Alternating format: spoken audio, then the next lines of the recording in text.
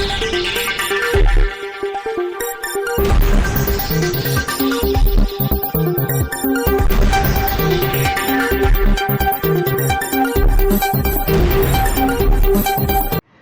દર્શક મિત્રો, આપ જોઈ રહ્યા છો શિનોર સમાચાર।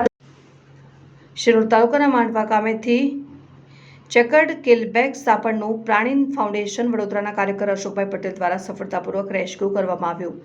વાઇલ્ડલાઇફ રેસ્ક્યુ ટ્રસ્ટના સીઈઓ અરવિંદ પવારનું વહેલી સવારે 10 કલાકે પ્રાણીન ફાઉન્ડેશન વડોદરાના કાર્યકર અશોકભાઈ પટેલને શિનોર તાલુકાના માંડવા ગામે રહેતા રસીદભાઈ વેપારીના ઘરની બહાર આવેલા ઉકરદામાં 25 થી 30 ઈંડા સાથે એક સાપ પણ હોવાની ટેલિફોનિક જાણ કરવામાં આવી હતી, જેની જાણ થતાં જ અશોકભાઈ પટેલ તાત્કાલિક માંડવા ગામે પહોંચી ઉકરદામાં 25 થી 30 ઈંડા સાથે જોવા મળેલી સાપડને ભારે જહેમત ઉઠાવી સફળતાપૂર્વક રેસ્ક્યુ કરીને શિનોર વન વિભાગને સુપરત કરવામાં આવી હતી। આ દરમિયાન ત્યાં હાજર સ્થાનિક રહીશોએ અશોકભાઈ પટેલની સરાહનીય કામગીરીને બિરદાવી। રિપોર્ટર જેસલ વસાવા સાથે સંજય ખત્રી, શિનોર સમાચાર ન્યૂઝ, શિનોર।